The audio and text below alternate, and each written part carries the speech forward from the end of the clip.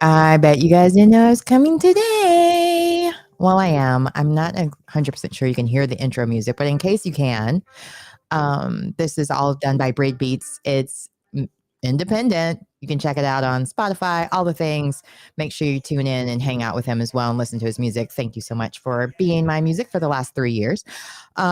And today is one of those impromptu shows where I'm super uber excited because last month I had the pleasure of speaking at North Carolina Central University, which happens to be my alma mater, Eagle Pride, and met this fantastic student named Mike D, he will be my guest today. I'm bringing him on because I feel it's so important to share the opportunities that you have, especially with people who may be interested in an industry that doesn't normally or always is as diversity inclusive. Wait, diversity, equality, and inclusion. Like we're trying to do all the things. I wanted to make sure I shared the mic with someone who put the initiative of actually reaching out to me and making sure that he didn't let his opportunity go past him. So for that, I had to bring him in. So introduce yourself a little bit to the people. Let people know what your major in, what your goals are, because you never know who's watching who might be able to help you. Okay, well, thanks so much, Camille, for having me. I really appreciate it. Of course, you know I love fashion. My name is Mike D. I'm a model. I do runway. I'm in modeling troupe. They high lore.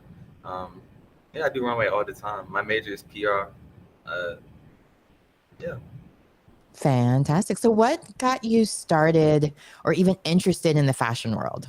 Well, honestly, I always been in fashion. It's just I had a lot of different fashion influences, growing up. Because I'm from Mm. Eastern North Carolina, so it's not really a huge, like a super big fashion scene. It's more of a city thing. But my father actually from Washington D.C., so it was like I had fashion down here, fashion up there, and my grandfather from Florida. So it's like I had all these different kinds of fashion around me all the time. 'Cause really growing up, like at first, not the whole time, but at first I really couldn't dress like that. Honestly, I really didn't think I could. So yeah, I but I just had mean, so many encounters with all those different kinds of fashion. And I yeah. started doing brand ambassadorships. I started working for Brooklyn Cloud. I started working out for this store out in Tokyo. And I got to college, and my friend just asked me, he's like, try out for our modeling troupe. Because we have three on campus, but I'm part of their high lore fashion model troupe established in 2012. But yeah, he was just like, try it one day. I was like, okay, fine. But I had never done runway prior. Like, I had been in fashion, but it Mhm. wasn't really my thing for real. And I just walked one time, and yeah, now I'm walking. And the rest is history. No. Yeah, like Well, now I'm it's walking just all the getting time. started. We're just getting started. So you started off, you had your family influences. You were luckily exposed to big city fashion styles. But I think a lot of times with fashion, it repeats itself a lot. Because right now I'm seeing a lot of things from the 90s, the 80s, the 70s, on so on. You never know where people get their influences from. So that's why I was asking. And you stuck out to me because first off, wherever you go, I'm sure you stick out because your street fashion and Thank you. chef's kiss amazing. Especially the pink glasses because Oh yeah, of course. I had to take mine off because I just happened to notice that you were wearing yours and put mine on as well, but mine are dirty, so I can't really see that well. And I full understand. disclosure, so but next time I'll be more prepared. So I'm curious for you, how did that New York Fashion Week opportunity come about? Because that's where we connected at the end of our talk. You told me more about that, the fact that you were able to work at New York Fashion Week. Yeah. And that's not an opportunity that a lot of people get, especially still in college. So share a little bit about that. Well, honestly, it was really wholeheartedly amazing. I want to shout out to everybody that like allowed me to be a part of that. I actually did the first 5 walks before the show I was in. I was at the Brown Sugar Fashion Gala, and yeah, it was really amazing. It came about. It was the designer I normally walk for. I did a show called the Code Red event. I did the Hidden event recently, and yeah, I worked for those. And one of the designers I normally work with, she met this creator. I don't know. I don't even know how they met, but she said she needs some people for a show out during Fashion Week, and I said I'm willing to travel. Once I said Yeah. that, I was on my way. So yeah, I got New York, and everything was great. So since you're behind right now, you're in the dressing room. You're backstage right Oh now. yeah, Can you give us some love the dressing backstage, room. behind the scenes stuff Yeah, people don't normally know about New York Fashion Week? What absolutely. were some of the things that kind of stuck out to you? What were some of the perks? Like share, share, share. This is your time to shine. Well, the biggest Take thing for it. me was when I got there, like the environment is really cool. Cause most of the shows I've done with this specific designer, we done it like in like really different spaces. I feel like the Mhm. hidden event. was inside of a museum. Oh no, that was co-red event. The co-red event was inside this museum in Greensboro called Elsewhere, and it's this art museum where they had like it was this lady. She had kids and everything. And eventually passed away, and her kids took her belongings and things of that sort, and just pieces she had, and turned to an entire art museum. So now they Yeah. have students there. Like it's really beautiful. It's one of my favorite places in the world. So yeah, we went there, and Mm. that's how that really started, honestly. Well, now are you signed anywhere here locally in North Carolina, or are you Yeah. still kind of freelancing? Well, I'm freelancing. I work with John. I work with my agent a lot, and I'm signed to MTM, so I work with my agent a decent amount. But a lot of the work I do, like I just see castings like all the time. Like I really go out Mhm. there and search for any models that's watching. Like you really just have to go look. You just have to go look. You have to really put yourself out there and take that initiative. Because if you don't, Yeah. you're not going to get casted. You have to practice, and you have to really be looking for those kinds of opportunities. You know. Now, a lot of times people are always like, how do I make it in my own when I'm in a small market? I live somewhere that's not near New York, LA, Milan, Paris, and so you're mentioning that there's a lot of opportunities here. How do you go about finding your opportunities then? Oh, I can't tell you how I found all my opportunities, I but mean, really, just a little bit. it's Yeah. based in networking. Honestly, Mm, one thing my favorite teacher always says is your net worth is your network. If you don't know anybody, then how are you going to get casted? You have to meet these people. You have to go to these events. Even if you're not walking, it's still good to be in the spaces you want to be in. You know what I'm saying? Or like you expect yourself to be in the future. Like if you want to be a model, if you want to be an artist, if you want to be a contractor, you should be places where contractors are. It's just you got to put stuff out there. absolutely. You really have to network. Like even with me and you, like it's just you really have to. If you want to, you will. That's my biggest philosophy about a lot of stuff. Like if you're truly dedicated, then it will happen. If not, then it won't. Facts. Because that's why you stuck out. And even with past opportunities that I've had, I've always reached out to people who took the initiative because I mean, you saw at school. I was like, yeah, reach out to me, call me. I'm here for your help, and so on. And so when people actually do, I try to follow up on that. And I think it's important for people to realize people want to help. They want to assist you. They want to find the next greatest thing. They want to make money off of you. Right, right, right. So Yeah. you're helping fulfill a gap in the industry. And a lot of times people they don't feel adequate enough or they don't think they can because they're this height, this weight, this whatever. And you were just mentioning even off air how more inclusive the fashion world is. So, what were some of the things that stuck out to you as far as the difference between maybe working here and working in big markets? Is it really as diverse as people are saying? Did you really feel that they had, even like behind the scenes, the hair, the styling? Was there people there that represented the entire world, not just a select few? Yeah, I mean, I feel like it really was pretty good. I mean, I feel like I'm pretty different, like me myself, So there's that, and then it was just like plenty of people that I never normally would come across with. Like for Mm, example, I know a model from the Bahamas. Like it'd be so many different faces from so many different cultures, things. So like it's really a beautiful thing to see. I yeah. feel like it's good for fashion because I feel like fashion is an art form. It's really an extension of yourself. Like your clothes, that's how you feel, that's who you are. So that's what you wear. So to see all these different people and everything, like it really is like the dance shit fashion. Yes, it really is diverse. And it's something I love to see. It's just No, I love it. everywhere.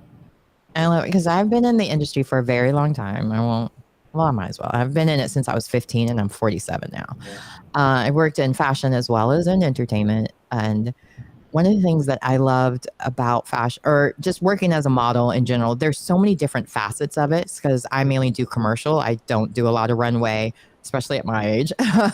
But I used to do like hair fashion and would do hair modeling in the different books when they used to have books. Now everybody's on Instagram. But Yeah. there was all these different, and which I'm happy about because that's opening up more doors and opportunities because everybody has a phone and can make their own content and get hired by different companies all over the place. It works. Keep tagging them.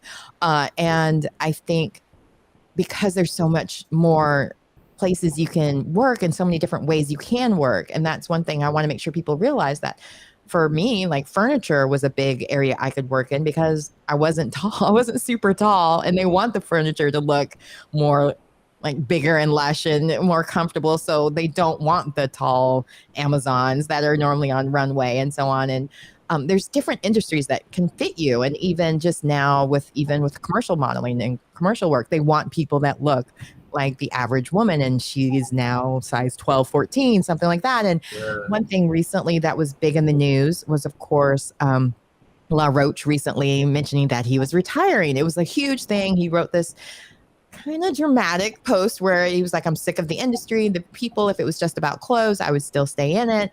And he said it wasn't a PR stunt. He was just in the car, because I read the Vogue article about it. But what were your thoughts when you first saw that post, as opposed to finding out what was the real reason behind it? Well, when I initially saw the post, it honestly made me pretty upset, to be honest, because I really do like some designs or some of his styles that he's done, for big people. It really, it's really good to see. It makes me happy. Like when stylists really do their thing, like in the industry, and really like create masterpieces, it's really like it feels good to my spirit. So it really did hurt me when he decided to quit, or say he was quitting and everything. But it's just like I understand.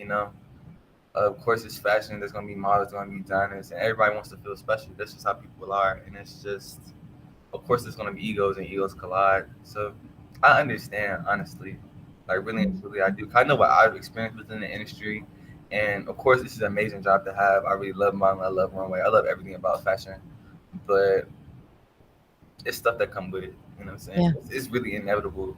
So anybody that sticks with it, like I have, or like he has, or anything like that, I applaud them, because it's really it's a crazy job to have. It's a crazy environment to be in so consistently. So it made me upset, but I do applaud him for sticking with it, though, honestly, because there is drama. Really, there is. Regardless of where you go or who you're working with, there's going to be some type of, you just got to be able to roll with the punches, I feel like. And just from being an elder, I would even add to the fact that after a while, sometimes you do get burnt out on that. So it's important, like you mentioned, that your favorite professor said that your network is your net worth. It's important to have that network when you are going through those moments of lows or feeling burnt out, so you can rely on them to help you or to encourage you again or to keep you motivated. Because there's times, even myself, where I'm like, okay, I need to take a break, because either it'll be a break that I can take myself, or it'll be forced upon me because of medical stuff, because I'm stressed out too much or burning the candles at both ends all the time. So I do think, as creators, because we are so, to quote Erica Badu, we're sensitive about our about our stuff. So it's important to refill ourselves. Yeah, most definitely. Yeah, it's important to have that group of people, that circle that you can always count on to remind you of your center, your North Star, what your goal is, why you got into this industry, why it's important to share your voice. Because I think a lot of times when you're one of the few, because he was one of the few, when he first came into the industry, he was talking about how hard and difficult it was to find people that would give him fashion for Zendaya. And now she's like an icon for fashion. We all look forward to her red carpet looks, and still sad that she wasn't at the last Met Gala, right? So we look forward to the styling that he does. And so I do applaud the fact at the same time that at his age, whatever it may be, because you go on the internet, it goes from everything from 30 to 50. I have no idea how old he is, but he is a host on some fashion shows as well. But he made his debut as a runway model for Boss the day after the big dramatic announcement that stopped the fashion world.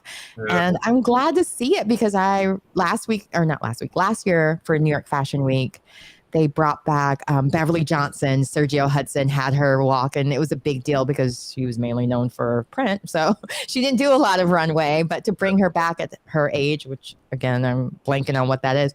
I love seeing that kind of diversity as well, because a lot of times women or families in general, they get busy doing other things and have to take gaps in their career to maybe raise families, or get tired of the gig industry life and want something permanent and some paychecks that are consistent, or healthcare and so on, because there's not a union for models yet or the fashion industry. So we can't get pensions. But anyway, moving on. Thankfully, I'm in SAG-AFTRA. There is a lot. I mean, there is some tools there, and I seek out that you do probably have a mentor or someone that can help you navigate those waters, because there will be challenges at some point, and there will be times maybe that you're faced with, okay, I'm sick of this side, but let me pivot to where people want me. And that's what he did with Boss. And I applaud that. I, I 100% agree. And I feel like it's good when they bring people like that back, because Mhm, really that's what's going to move the fashion world forward, because we're going mhm, to need new people. Everybody got to get old one day. I'm going to get old, like it's like we need new spaces, new inspirations, and things like that. mhm. Stuff like that inspire people, to really do, to come out, to try to create, to try and come walk. If everyone feels like they can't walk, then no one's going to walk. You know what I'm saying? Yeah, Everyone's like, right. you know what I'm saying? Granted, some of those shoes need to be less creative. Although I think those big rubber boots would be fun to walk in on the red carpet, composed to some of those. Like, oh my gosh, I just saw a concert with Kim Petra where she was wearing these shoes. I was like, there's no way I could have walked in that and sang at the same time. And so yeah, I applaud all of those designers who do very creative artistic work, but I'm very grateful that I'm on the catalog world where I only have Yeah, to walk in it long enough to get the picture and then I can take the shoes off. right, right, right. Some of those runways, I mean, they're circular, they're going through sand, they're going through new, like all kinds of fun things. And I love it as someone who just loves art, beauty, and culture and fashion. So I'm curious for you, what is your goal? What are you hoping to accomplish with your PR degree and as well as your interest in fashion? Where are you hoping it goes? Well, of course, I want to be well, I'm already a model, but of course, I want to sign to a major agency one day. I want to get a private agent. Eventually, Mhm. I want to start my own agency. I'm actually in the works of starting my own brand. I just really want to be as big as I could really possibly be, and really affect as most people I can in the most positive way that I can, you know.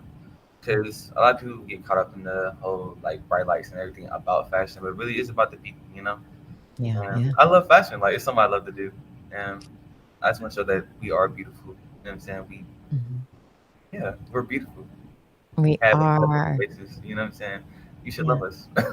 Like yeah, I feel like everybody I should mean, they do. They just don't always know it, right? Because exactly. Yeah. we are. Oh, I don't know if you've seen yet, but the North Carolina Museum of Art is going to have Ruthie Carter exhibit here, Oh really? Afrofuturism, and it's going to have over, I think, either 60 or 30 different custom designs that she has created over her like 4 decades career. So from everything from Do the Right Thing, Selma, Malcolm X, Wakanda Forever, Black Panther, then Wakanda Forever, a little bit of everything. Yes, Yeah. of course. She's gonna have all of it there, and I cannot wait. Like I have been setting my alarm clocks around. Like there's nothing I'm doing the day it exhibits, so I can be there all day to make sure I see everything, get every morsel of it. And I wonder for you, is there anyone particular that has stuck out for you that you're just really just hoping one day to see their work or work with them? Go ahead and put it out there because you never know. Okay. There's a lot of people like that though. Um, to be honest though, I'm really trying to meet everyone. I don't like to be biased like that. Like I just want to be a part of that. I want to be a part of that world more so than I Because you already. never know, even like the person that you might be the most excited to meet might not be the person that you need to meet to get your career to move forward, if that makes sense. Right.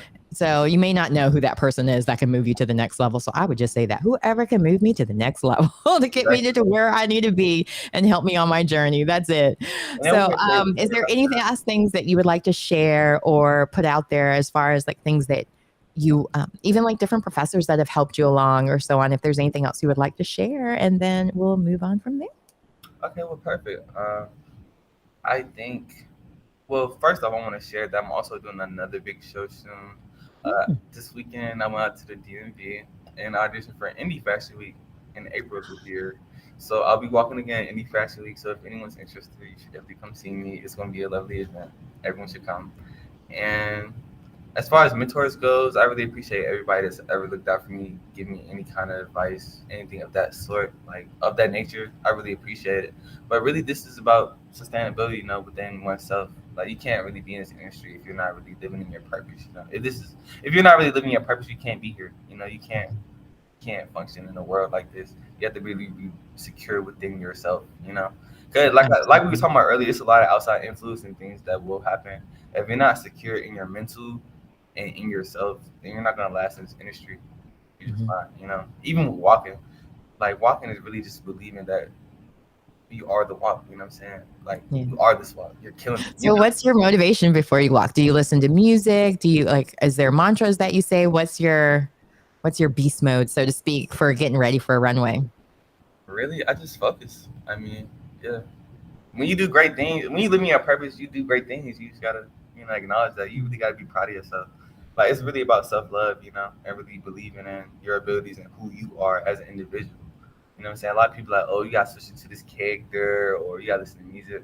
Like, no, you just gotta feel like you're really doing it. Like for all the models that do model and be nervous, like don't be nervous. You're a model. Like Oh my that's gosh, what I you always do. get nervous. I love that because it's like I don't know, it's like adrenaline junkie for me, I guess, in a way, where I just kind of just love the idea that I'm getting ready to do, and I do the character thing too, because Yeah, like, yeah, yeah. Of not course, we all do necessarily that I'm characters, not myself, but but it's like the boldest, yeah, most fierce version of myself. Like I go into spy mode in a way where I'm like, I am an undercover spy. I'm here to show you yeah, my beautiful clothes and pretend, or whatever it may be. Or if I'm a mom or whoever, because I do commercial work. So sometimes I'm playing a veterinarian, which isn't very sexy or attractive. Especially when the hair and fur was just like flowing through the air while you're saying your lines, and you're just like, this is that tastes nice. like cat hair. Just Yeah, kidding. like, this is nice. Yeah, love it. There's no hazard pay for that. Just kidding. It was a lot of fun, and I love animals. But so there, whatever gets you there, I would recommend you do that. And if that's your way that you get into it, hey, I mean, it's exciting. I always had a sense of like I couldn't call myself a model or an actor unless I was actively being paid for that. And then it got to a point where like, wait, every day, every time I'm walking down an aisle, if there's no other person in the aisle, I'm practicing. Yeah, When me I'm too. picking up products, sometimes I'm practicing. I'm thinking of, and when I'm looking at pictures of myself, I'll notice my hands or different things, like things that I need to do differently when I'm working as opposed to like normal things. When I go places, I'm checking my angles because as I get older, my face is changing, and there's different things that didn't bother me when I was younger that may bother me now. And so I think there's always an opportunity to really just work on your craft that you may not always think of and use it. Like if you have any opportunity, like coming on today. Yeah. And shout out to Dr. Chambers for Right, letting so I him got it. visit with me today. Awesome. It's funny. I used to work with Dr. Chambers. He was my when I was in college. I was part of a grant and we worked together. And I didn't know until after I finished school that he wasn't my boss. Like he wasn't one of the bosses. Like, no, silly. We were all equals. I always felt like equals, but I thought because of that. So I think a lot of times, even with modeling industry, like sometimes you downplay yourself and you shouldn't Yeah, because you definitely should. you're there. Yeah, Yeah. because like Yeah. you said, like the character thing. That's honestly what people were telling me when I first started watching. I just become this character. But once you really are that character, nothing can stop you. Once that's really Mm-hmm, you, nothing can mm-hmm, stand in your way. Because that's who you are. mm-hmm, So mm-hmm, that's mm-hmm. what I try and do. Like I just try and be who I think I am. You know? Exactly.